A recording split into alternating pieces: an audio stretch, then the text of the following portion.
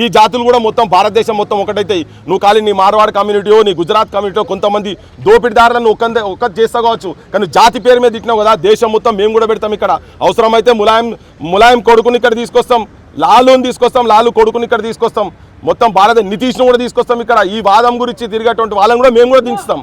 మా వాళ్ళు లేరు అయ్యింది ఎట్లా మా వాదన గొడవైంది ఆ దేశంలో మొత్తం మేము కూడా తీసుకొచ్చి పెడతాం. నార్త్లో కూడా మా వాళ్ళు ఉన్నారు, కాశ్మీర్కి లీడ్ దాకా మొత్తం తీసుకొచ్చి కూర్చోబెడతాం. ఈ రాష్ట్రంలో ప్రధానంగా ఉన్నటువంటి 3 పార్టీలు ఒక పార్టీ మౌనంగా ఉంది, 2 పార్టీలు దీనిపైన అసలు డైరెక్ట్ వాళ్ళకే సపోర్ట్గా మాట్లాడుతూ ఉన్నారు. ఏం చెప్పదలుచుకున్నారు? అన్ని రాజకీయ పార్టీ ఈ మౌనం ఉన్నోళ్ళు కూడా వాళ్ళ సైడే ఉన్నారు.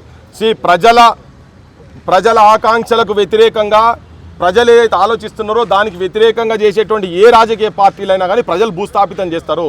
ఇవాళ వాళ్ళు ఏంటంటే జనం పైసలకు అమ్ముడుపోతున్నారు కాబట్టినే ఈ మార్వాడోళ్ళ చేతుల్లో ఇక్కడ పాలిటీషియన్స్ పైసలు ఉన్నాయి, వాళ్ళు వీళ్ళు కలిపి లావాదేవీలు ఉన్నాయి కాబట్టి ఇంత నిస్సిగ్గుగా నిర్లజ్జగా ఇంత అవమానకరమైనటువంటి భాష వాళ్ళు మాట్లాడుతుంటే కూడా ఈ పాలిటీషియన్స్కు కనీసం చీము నెత్తురు లేకుండా